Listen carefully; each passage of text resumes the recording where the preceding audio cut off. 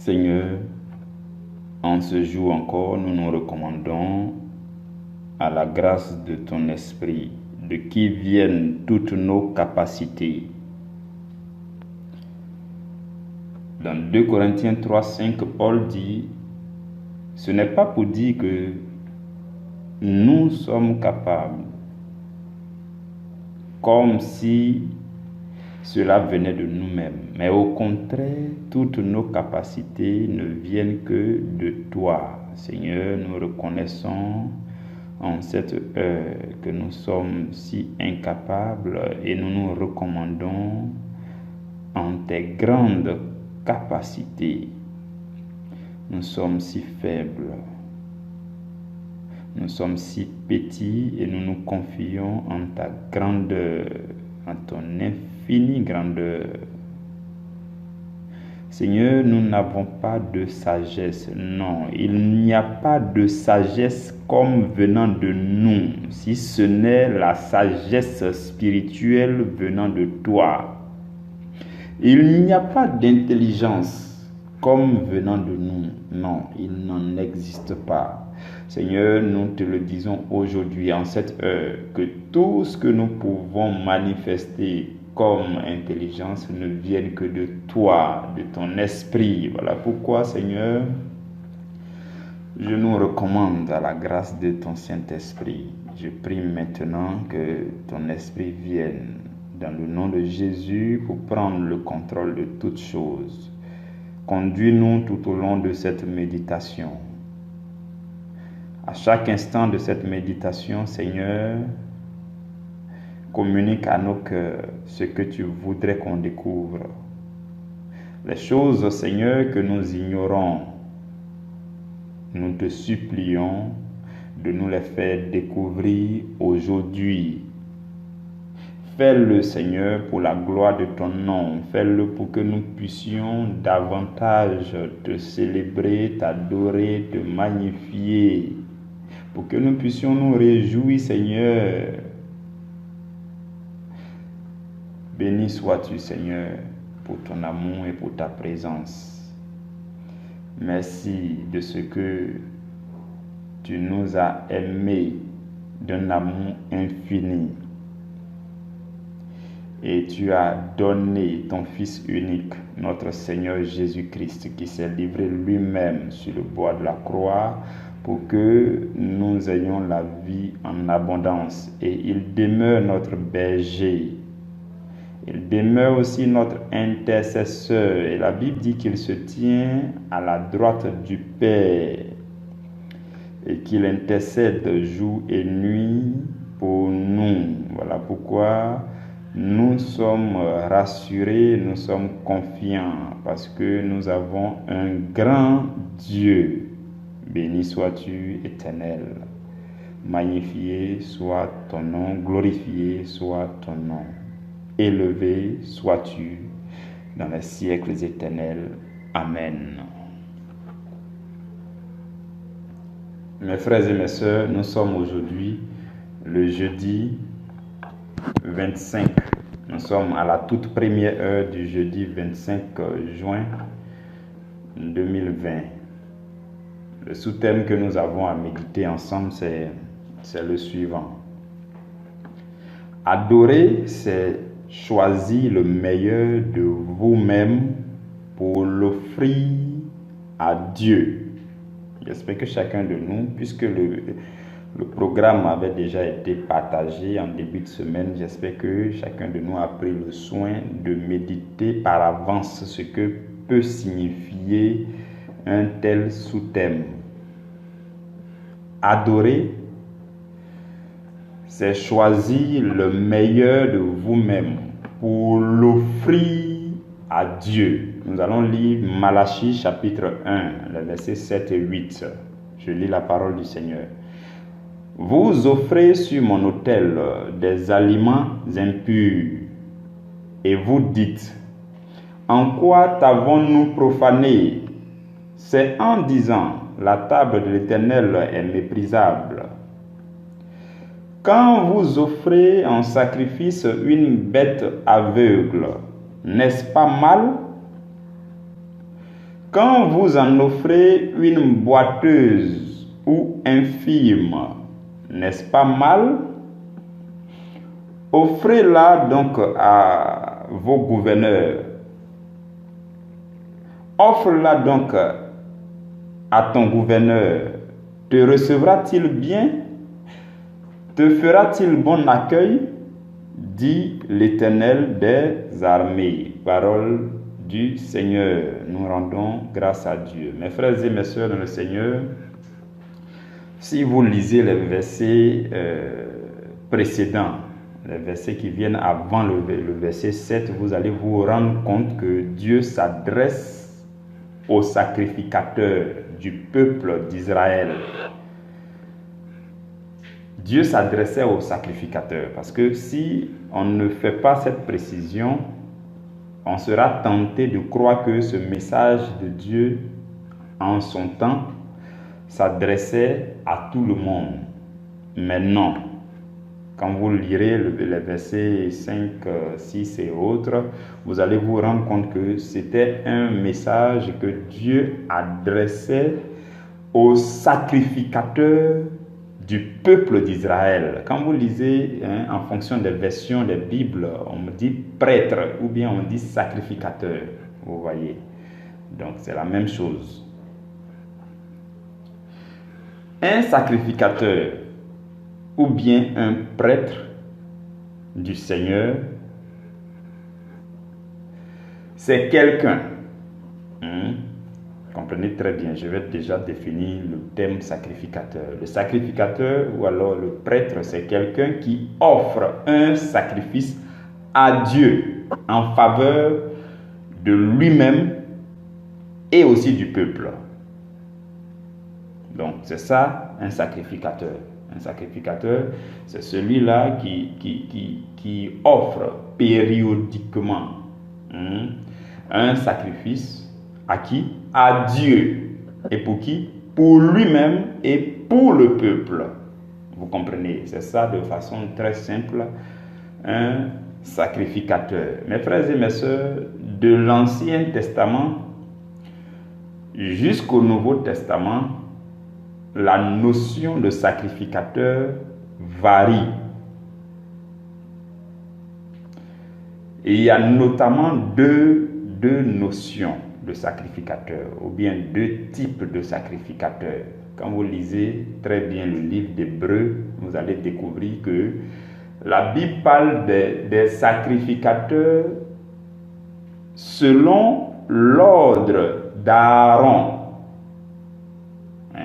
Hébreux chapitre 7, verset 11. Donc, on peut être sacrificateur selon l'ordre d'Aaron. C'était effectivement les sacrificateurs de l'Ancien Testament. Les sacrificateurs selon l'ordre d'Aaron, c'est ceux-là qui servaient Dieu dans le temple et qui étaient chargés d'offrir sur l'autel un sacrifice d'animal. Dieu avait choisi, au départ, Dieu avait décidé de prendre tous les premiers-nés d'Israël pour servir, pour le servir. Mais à un moment donné, Dieu dit, bon, vous pouvez garder vos premiers-nés, mais je vous les rachète en prenant tous les enfants de la tribu de Lévi, tous les Lévites, vous voyez, donc tous ceux qui sont les Aaron et autres, et tous leurs descendants, ce sont les Lévites. Dieu les a tous pris pour les servir, et ceux-là, Dieu les a établis sacrificateurs pour apporter le sacrifice dans le temple. Et la Bible va nous informer davantage que les sacrificateurs, ils entraient régulièrement dans le lieu saint, parce que le temple est subdivisé en disons, trois parties essentielles. Il y a les parvis, il y a le lieu saint et il y a le lieu très saint. Donc, les sacrificateurs, n'importe quel sacrificateur, tous les sacrificateurs pouvaient entrer à n'importe quel moment dans le lieu saint pour offrir un sacrifice. Mais il était réservé aux souverains sacrificateurs ou alors aux grands prêtres d'entrer une seule fois par an dans le lieu très saint pour offrir le sacrifice. Donc tout ça, en fait, que ce soit les sacrificateurs, que ce soit les souverains sacrificateurs, tout cela, ce sont des sacrificateurs selon l'ordre de Aaron. L'ordre de Aaron, ça veut dire que c'est ceux-là qui sacrifiaient les animaux, les bêtes, les taureaux, les veaux. Vous comprenez? Alors, ça, c'était dans l'Ancien Testament. Quand vous entrez dans le Nouveau Testament et que vous lisez très bien le livre d'Hébreux, Hébreux 5, 6, Hébreux 7, 17, lisez très bien ces chapitres, vous allez découvrir qu'il y a une deuxième catégorie de sacrificateurs qu'on appelle les sacrificateurs selon l'ordre de Melchisedec. Si vous lisez, vous allez très bien comprendre. Donc, voyez-vous, Jésus, notre Seigneur et notre Sauveur, est sacrificateur. Il est d'ailleurs souverain sacrificateur. Et il n'est pas sacrificateur selon l'ordre de Aaron. Non, ce n'est pas une question de lévite, parce que Jésus n'est pas un lévite. Jésus est de la tribu de Juda. Vous comprenez, il est de la tribu de Juda. C'est vrai que sa mère est de la tribu de Aaron, mais puisque on appelle Jésus, il est de la tribu de Juda, parce que c'est dans la maison de Juda qu'il est né. Et en fait, Joseph est de la tribu de Juda. Vous comprenez? Donc, de façon fondamentale, Jésus est de la tribu de Juda. Il n'est pas de la lignée des Lévites ou bien des Aaron en tant que tel. C'est vrai que la Vierge Marie vient de la tribu de Aaron, mais quand vous lisez la Bible, à plusieurs endroits, on dit Jésus est le lion de la tribu de Juda. On n'a jamais dit le lion de la tribu de Lévi. Vous voyez. Donc, de sorte que le sacrificateur que Jésus est, ce n'est pas selon l'ordre de Aaron, mais c'est selon l'ordre de Melchisedec. L'ordre de Melchisedec, c'était un grand prêtre, un grand sacrificateur venu de Dieu, au temps d'Abraham. Lui, Dieu ne l'a pas établi, ce n'est pas une affaire d'Aaron. Il est sorti comme ça, et puis Abraham a commencé à lui donner des offrandes. Il est venu dire que moi, je suis sacrificateur du Dieu vivant. Moi, je connais Dieu. Ce gars-là, il était sorti de nulle part, vous voyez. Bon, ça c'est l'histoire de Melchisedec. Donc, Jésus est sacrificateur selon l'ordre de Melchisedec et non selon l'ordre de Aaron. Et Jésus, c'est lui qui a envoyé la nouvelle alliance. Et nous sommes chrétiens de la nouvelle alliance. Vous comprenez? Et quand vous lirez Apocalypse chapitre 5, verset 10, la Bible dit que Jésus, qui est le souverain sacrificateur, a fait de nous un royaume et des sacrificateurs. Quand vous lisez la version top, la Bible dit il a fait de nous des rois et des prêtres.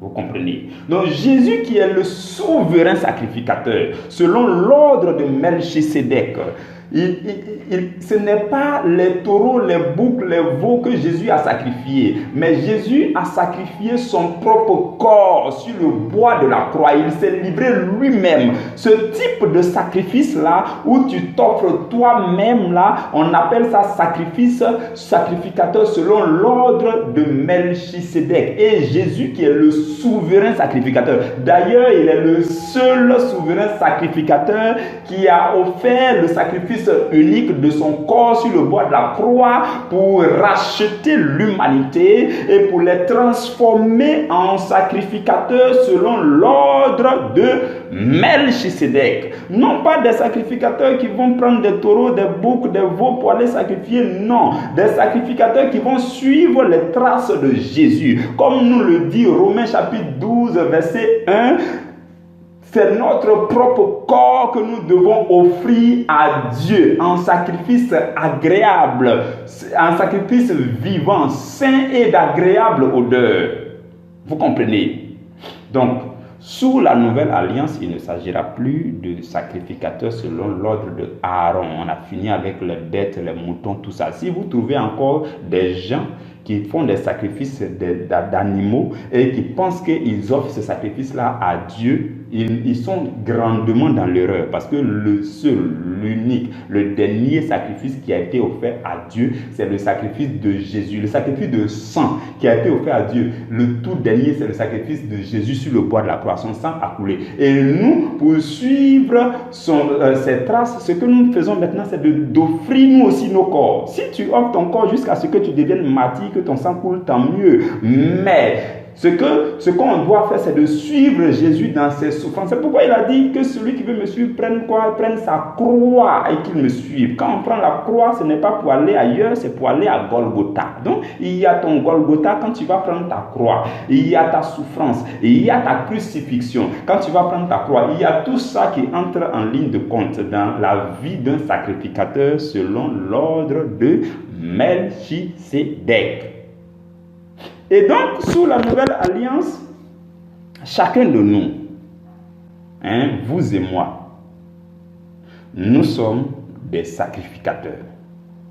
D'ailleurs, à l'Église catholique, quand on finit de baptiser quelqu'un, on dit il est devenu prêtre, prophète et roi. Prêtre, ça veut dire sacrificateur. Donc, il est devenu sacrificateur, prophète et roi. Vous comprenez? Donc, le sacrificateur, selon l'ordre de Melchisédek, c'est celui-là qui est lui-même sacrificateur et qui s'offre lui-même à Dieu. Il offre sa vie, son corps à Dieu. C'est ça le sacrificateur. Comprenez le sens de ce mot-là aujourd'hui. Le véritable sens du mot sacrificateur, c'est que vous et moi, on est appelés à offrir notre vie à Dieu en faveur du peuple et de nous-mêmes. Je ne sais pas si vous avez compris. Le chrétien doit être un sacrificateur.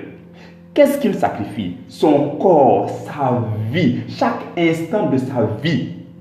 À qui il fait le sacrifice? À Dieu. Et dans l'intimité de Dieu. Les sacrificateurs là, c'est dans le lieu saint ou bien dans le lieu très saint qu'ils offrent le sacrifice. Le lieu saint ou le lieu très saint symbolise l'intimité de Dieu, symbolise le lieu où l'adoration atteint le haut degré. Vous comprenez? Donc le chrétien que vous êtes et que je suis doit savoir que sa vie doit être offerte en sacrifice à Dieu et en faveur de tous ceux qui l'entourent. Et aussi en faveur de lui-même. Vous avez très bien compris la notion de sacrificateur selon le Nouveau Testament. J'espère que vous avez compris. Alors, mes frères et mes sœurs, revenons-en à notre sous-thème qui nous dit que le fait d'adorer, c'est de choisir le meilleur de nous-mêmes pour offrir à Dieu. Vous voyez, quand on développe la question de sacrificateur, il y a plusieurs sens. Mais aujourd'hui, nous allons nous focaliser sur le fait comment même s'offrir à Dieu.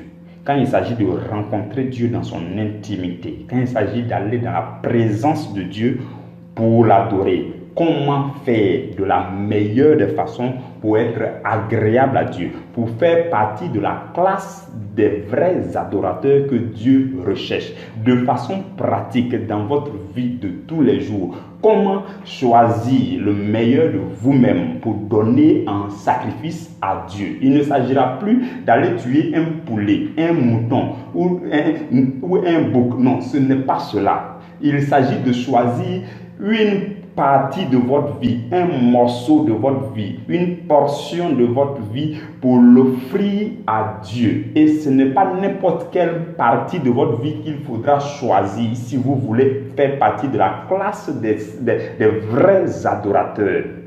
Vous comprenez? Donc voici le sacrifice. Donc quand on regarde bien dans nos vies, vous comprenez mes frères et mes sœurs, en tant que chrétien qui désire être vrai adorateur, nous devons offrir le meilleur de notre vie à Dieu.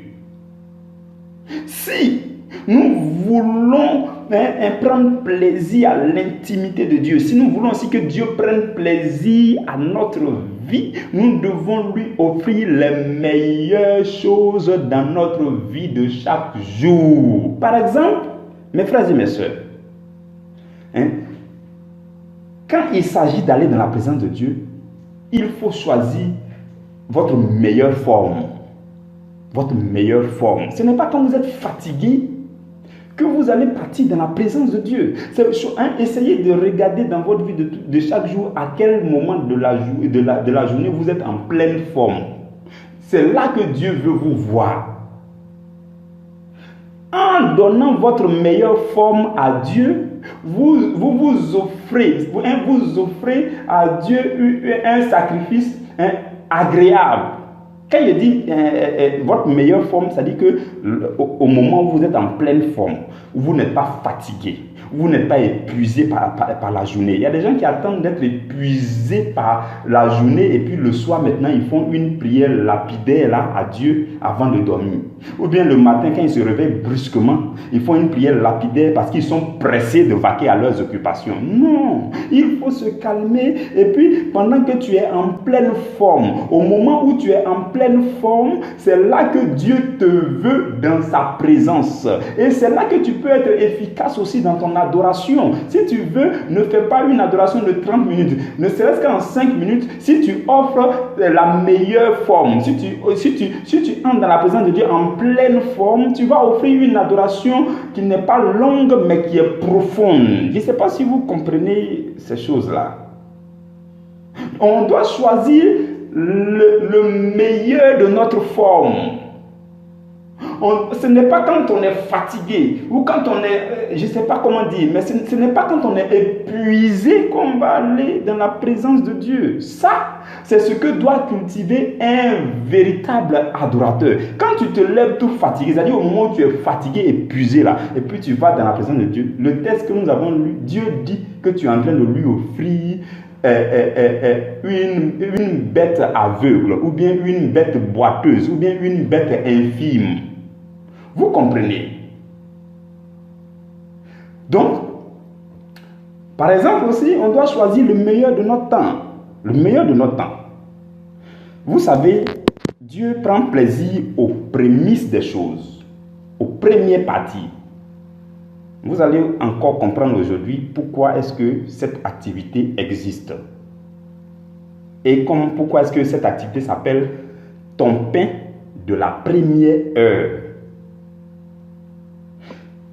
Donc, le meilleur de ton temps, Dieu, dans son infinie bonté, t'a donné gracieusement 24 heures. C'est-à-dire que ce jour du 25 juin qui a commencé là, Dieu dit, mon fils, ma fille, je te donne 24 heures. J'ajoute 24 heures sur ta durée de vie.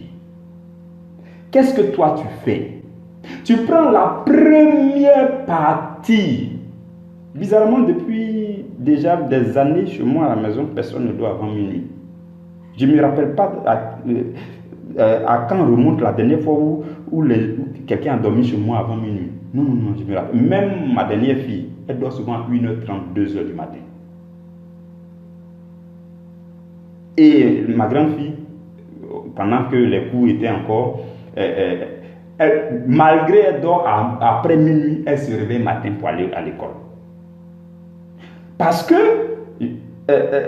l'habitude de voir les premières minutes de la prochaine journée pour célébrer Dieu, parce que ces 24 heures-là, nous les avons reçues. Dieu, vous voyez, quand vous offrez les prémices de vos 24 heures de chaque jour, là, quand vous offrez ces prémices à Dieu, c'est très agréable à Dieu.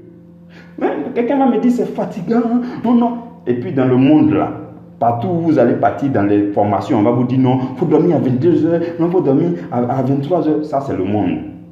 Ça, c'est le monde. Moi, il m'est déjà arrivé de ne pas fermer l'œil pendant 3 jours, 4 jours. Et je suis en pleine forme, plus en pleine forme que ceux avec qui je travaille. Donc, laissez le monde tranquille. Le monde, c'est le monde. Le spirituel, c'est le spirituel. Et la capacité que nous pouvons avoir dans le spirituel ne vient pas de nous, de la chair, ni du monde, ni de l'intelligence mondaine, non, mais du Saint-Esprit. Et ça va toujours surprendre le monde qu'il en est ainsi. Vous comprenez? Donc, les prémices, le meilleur de vos 24 heures, c'est quoi? C'est la première partie. Le meilleur de votre temps, c'est le temps où vous êtes bien disposé. Le meilleur de vos moments, c'est le moment le plus calme de votre journée. C'est là que vous pouvez choisir de vous offrir à Dieu. Et ça sera agréable et efficace et profond. Souvent, on choisit les moments où, les moments où il y a trop de bruit ou bien les moments où on est embêté. C'est là qu'on dit, bon, je m'en vais prier. Non, ça ne se passe pas comme ça. Il faut savoir choisir le meilleur de vous-même pour l'offrir à Dieu. C'est ça qu'on doit faire si on veut développer en nous le style de vie des vrais adorateurs. Quand il s'agit aussi de choisir les endroits, on doit choisir le meilleur endroit. Oui, le meilleur endroit. Le meilleur endroit pour nous offrir à Dieu. Dans la maison, il y a forcément un endroit où quand vous vous retrouvez, vous êtes mieux disposé. Quand j'étais à Abidjan, l'entreprise où je travaillais, moi j'étais souvent bien disposé quand je suis dans les toilettes. Donc, entre midi et 2, bon, ne vous moquez pas de moi. Entre midi et 2, quand les gens ont déserté, ils sont allés manger ou tout ça, c'est là que je me... Bon, ce sont des toilettes très propres, hein, voilà. Donc, je me recule dans les toilettes et puis je m'en vais là-bas. Et puis, c'est calme. Bizarrement, quand je regarde dans toute l'entreprise, c'est là-bas seulement qui est calme. Donc, je choisis l'endroit le plus calme et je m'offre à Dieu en cet endroit. Je ne sais pas si vous comprenez les choses. On doit savoir choisir le meilleur moment à donner à Dieu. On doit offrir le meilleur de notre forme à donner à Dieu. Quand je suis vigoureux, quand je me sens en pleine forme, c'est là que je m'offre à Dieu. Vous comprenez? Et même dans la prière, quand il s'agit de parler à Dieu, on doit choisir le meilleur de nos mots. Dans notre vocabulaire pour nous exprimer à Dieu avec le cœur, pour que le cœur soit en cohérence avec ce qui sort de la bouche. On doit choisir les meilleurs mots pour parler à Dieu, pour nous adresser à Dieu, pour que vos prières soient efficaces. Les meilleurs mots sont les mots qui sont toujours appuyés sur un verset biblique.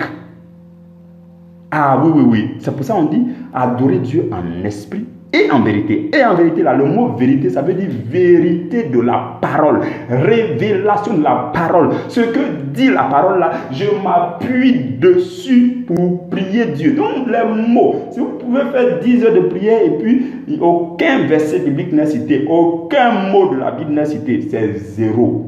Vous n'avez pas prié.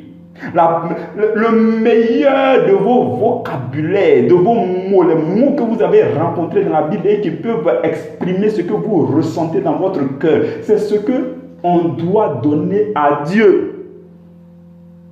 Je ne sais pas si vous comprenez aujourd'hui. On est en train d'apprendre à cultiver le meilleur mode de vie pour un adorateur.